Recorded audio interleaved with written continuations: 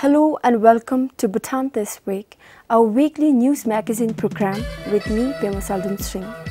Our top stories this week.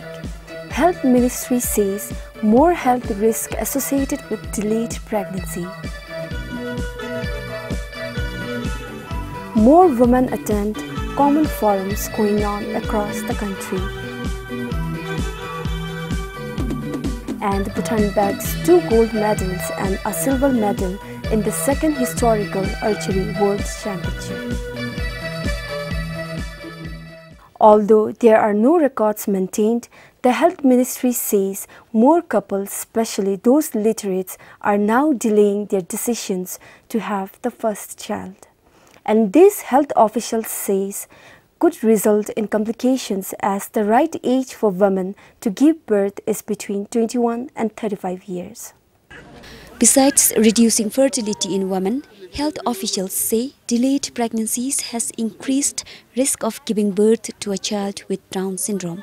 Also, the elasticity of women's pelvis decreases after the age of 25, and this could cause delivery complications. Female pelvis need to bones and all, they should open up when the child grows inside, and during birth it needs to open up like that, flexible, and so this elasticity will be lost.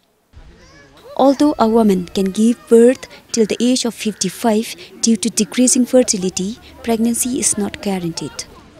If you delay the first child after 35, then how many children you can give birth? See, limited. So by 45 or 49, your fertility drastically reduces. He added the health ministry has been advocating on the importance of giving birth at the advised age. This is Sonam Chodan for BBS News. Compared to 2016, last year the Office of the Attorney General recorded more cases of offence against women and gold smuggling. This is as per the OAG's annual report 2017. Going by the report, last year the Office of the Attorney General received 33 cases of offence against women. This is an increase by 8 cases as compared to 2016. The offence against women includes rape, computer pornography, prostitution and criminal elopement, among others. Under prostitution and patronizing prostitution, the office received 14 cases. In 2016, no such cases were reported to the OAG. The annual report states there may be several cases of offence against women left unreported. Gold smuggling also rose significantly in 2017. Last year, the OAG prosecuted 13 such cases, while in 2016 it was only 3. This trend, according to the OAG, is due to the change in modus operandi. Smugglers are now transporting gold into the country by road. Meanwhile, the OAG saw a decrease in red sand smuggling in the country. From 8 cases in 2016, the number came down to 6 last year. For Chianga Doji, this is Sharab Doji, BBS News. The number of women as aspiring politicians may be negligible, but when it comes to participation in the electoral process, they seem to be very forthcoming. According to our reporters, majority of the participants at the common forums underway across the country are women. During the common forum in Jangshiri of Parsam Shongpu constituency in Tashigang, of the 43 in attendance, 30 were women. Similarly, in most common forums, women outnumbered men. Those women attending such a forum said they are aware of their electoral roles and the importance of fulfilling it. As a housewife, it is not always necessary to stay home. We must participate in such forums to understand what's happening. Till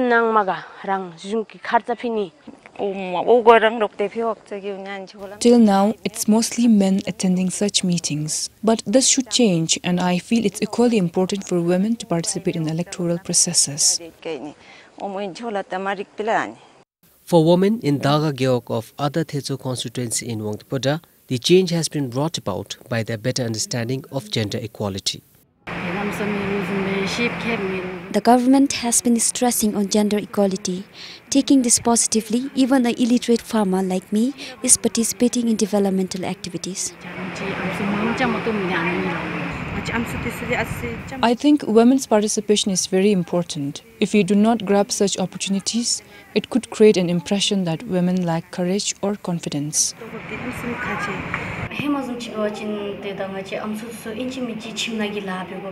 In the past, the notion was different. Our roles were mostly to do household chores, while men did the works that required more energy.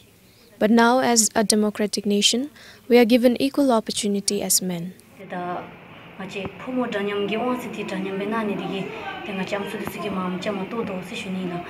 Dagagap Nado said about a decade ago, only about 10% of the villagers attending a meeting would be women. Despite having more women population, there were less women's participation in the past. It was mainly due to the long walking hours to the meeting venue. But now most villages have access to road. As per the final electoral roll for the upcoming National Assembly election, of over 438,000 registered voters, 51% are women. For Bureau Reports, Sonamongdi, PBS News. A fake announcement calling off Thimphu Domche and Sechu has created confusion among the public. Tourism Council of Bhutan says they are searching for the miscreant who used the office letterhead and created a false notification. It has informed people that the two upcoming festivals were cancelled as it coincides with the election period. The fake notification reads, Tourism Council of Bhutan, in accordance with directives from the Election Commission of Bhutan, hereby announces that Thimphu Domche and Thimphu Sechu are cancelled as the dates fall within the election period. TCB says the fake letter was circulated on various social media platforms today morning. This has created some confusion especially in the tourism community, and people have been calling us saying that, is it true? Because they couldn't believe it, and we didn't believe it. So this has been an issue for us. Someone has created and circulated online on social media platforms about this Thimphu Sechu and Domche getting cancelled. While the council has been doing it all it can to inform people that it is not true, they say they are also working towards catching the culprit. It's very bad. It's creating a lot of confusion. So, from as far as Tourism Council of Bhutan is concerned, we will look at a proper way of investigating from our side. Obviously, there is Royal Bhutan Police who would probably look into this matter as well. I think we have to inform police about this because it's creating public confusion. So, we will look into this. We'll take it up with the relevant agencies about this. TCB says this is the first such case they have encountered. Meanwhile, a man was arrested around 2 months ago for illegally using NCWC's letterhead and forging documents to avail US visas. Choni Dama for BBS News. Following the implementation of the Private Money Lending Rules and Regulations 2016, last year the Royal Monetary Authority is seeing an increase in the number of inquiries wanting to register as authorized private money lenders. The Private Money Lending Rules ensures that the private money lending business is brought under the reach of the financial sector. With the regulation in place, the duties, responsibilities and the obligations of both the lenders and borrowers are clearly set. While the central bank is seeing more applicants for registration, only one private money lender has registered so far. Right now we have issued one registration certificate to one individual from Paro. We have been informed by the Thimphu court there, because since they have to get a letter from the court that is called affidavit, there are about 17 applicants, and currently there are another 4 applicants who have approached the Royal Monetary Authority of Bhutan with all the documents, with affidavits from the court, which are under review, under consideration. They will soon be given the registration certificate from the RMA. Registering private money lenders is a step towards doing clean business and bringing legal money into the financial sector. RM's Chief General Counsel said that being a registered private money lender not only safeguards the lender's interests but also the borrowers. Earlier, they didn't know. For example, if someone wants to take loan and wants to mortgage the property, whether that mortgage is already mortgage with other financial institutions or other private money lenders or not, it was not. Collection was not sought. Now we are obligating the lender to all this verification before he lends money. As per the rules and regulations, a private money lender has to be registered with the central bank if the amount they lend exceeds 90,000. They can lend up to 500,000 Newton. Sunampem for BBS News. The College of Natural Resources in Punakha has been facing severe water shortages for about 2 years now. This has left students and staff in misery. Officials say several efforts have been made to solve the problem, but it has proved fruitless. For the past few years, life at CNR Institute in Punakha has been difficult. College students and staff have been struggling without adequate water. We are not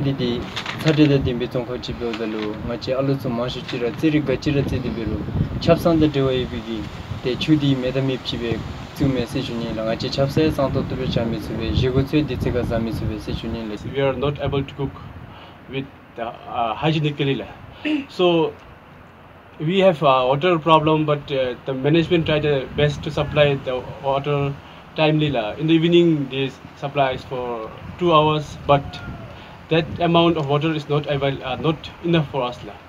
We find difficulty because in maintaining our hygiene, and Punakha being such a hot place, we have really difficult time to maintain our hygiene, and our toilets are always dirty. Since our college is one of the technical colleges in Bhutan, while doing practicals, we have to have water everywhere. We need water in our field. Plus, after coming from our field work, we are tired and we need to clean up, but then there is no water. Nadia toka deni tege chu udalia na bisami nando chu uda disimam zoni tege ngachi room na hidaya pechalamni kia udu be pechalamni sibila. The main cause of the water shortage problem has been heavy monsoon downpours that damage the water source and dirty the water with sand and pebbles. When it rains heavily, the water source gets blocked with sand and stones. Another thing, because of pressure from the blockage, our water pipes break off and our pipelines are located far away. Pupdoji says increasing number of students and faculty is another reason causing water shortages.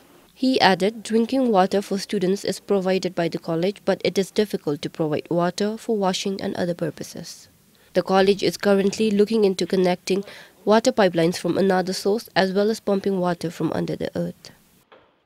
For Sangyawangmo in Punakha, Kilidem, PBS News. Residents of Doksum town in Tashiangsi have been given till December next year to shift the new township. Most of the plot owners are yet to start constructing their houses, while those who have started remain unfinished. Residents had initially requested for an extension of 3 years but have been given just over a year's time. Residents put up their plea to officials during the recent public consultation meeting. At the meeting, plot owners were urged by the Zongda to speed up construction works and relocate to a safer place. The present town, which is just adjacent to Kolongchu, is located below a huge cliff. Works to construct the new township began 2 years ago after residents in the old town were substituted with land in the new area. But today, many of them are yet to begin work. From more than 40 landowners, only around 5 of them have begun with construction works. Plot owners say unavailability of raw materials are the main causes for delay.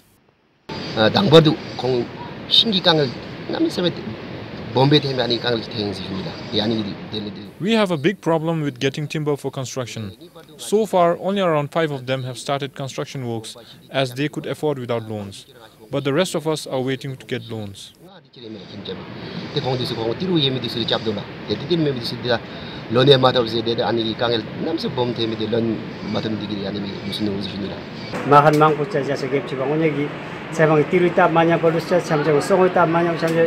More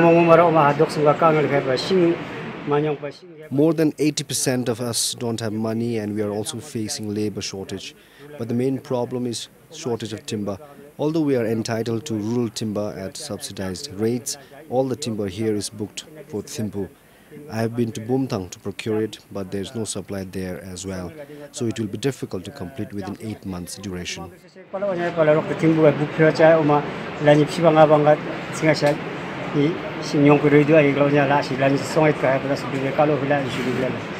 Forestry officials present during the meeting assured residents with the supply timber to help complete constructions on time. This is the second time extension after officials previously agreed to changing the deadline from 2016 to October this year. People have submitted the appeal letter to the Zonghua administration saying that they were delayed due to the non-availability of the timbers for the constructions, and also they have added that they were not availing the loan from the BOV. So that's why they are saying that they could not complete on time, and they wanted to ask the time extensions till 2001.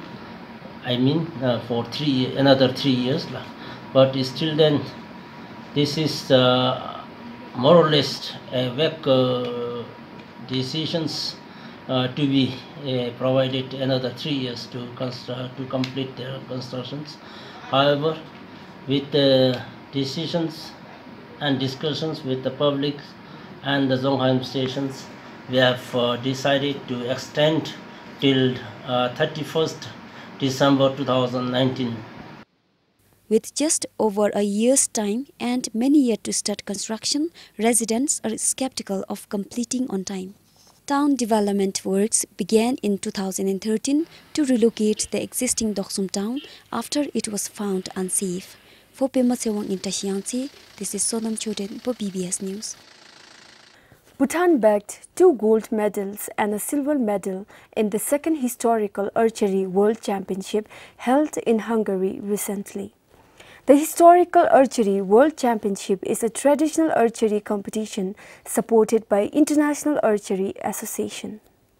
More than 300 archers from 21 countries flaunted their unique and antique bow and arrow as they took part in the second edition of the competition. With traditional Bhutanese bow and arrow, the team of 5 archers from Bhutan tried their luck in every category of the contest. But it was only in the long-distance target category where the team thrived. Yunten Phunso and Damchowangdi won a gold medal each for Bhutan, while Karma bagged the silver medal in the same category. Gold medal top the Rayatsi Senko. Panam Geomesunil. Why? Semi Amchi Bunalura, the Anzum Chamatove, the Andum top the Latsi, the Simra Gaila Sunil. Nada Yuntin Phunso and Nachi Charo. Yuntin and I trained for around 3 weeks at the Semtoka archery range. I feel it is because of that intensive training we managed to win the gold medals this time. The Bhutan Indigenous Games and Sports Association said the moment is an important achievement not only for the country but for the traditional archery sport as well. Bhutan also participated in the first edition of the historical Archery World Championship in 2016. However, the participants could not bring home any medals. The competition is held after every 2 years. Meanwhile, the Bhutan Indigenous Games and Sports Association is already working towards hosting similar international competition in the country next year. This is Pasandoji for BBS News. All 24 Bhutanese athletes failed to win any medals at the 18th Asian Games in Indonesia.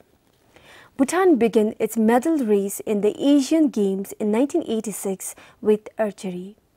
Bhutan took part in archery, boxing, golf and taekwondo this year.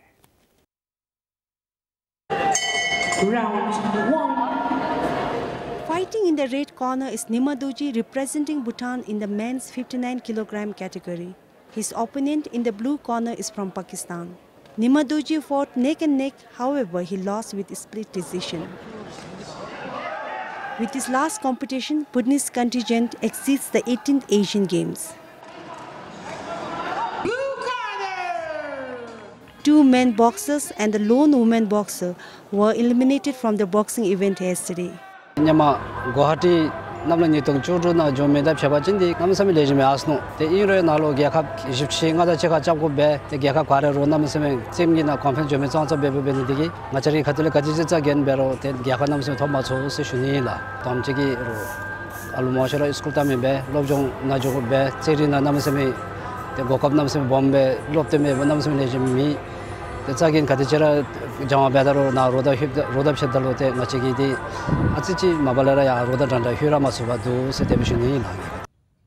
Yesterday morning, compound men's archery team was eliminated by Iran. Similarly, lone golfer also could not win any medal. His ranking dropped from 40 in the initial round to 68 amongst 85 other golfers. For Namgi Wangchuk in Indonesia, Sonam Hamo for PBS News. Well, that's all for this week. You can get updated on our other stories through our website www.bbs.bt.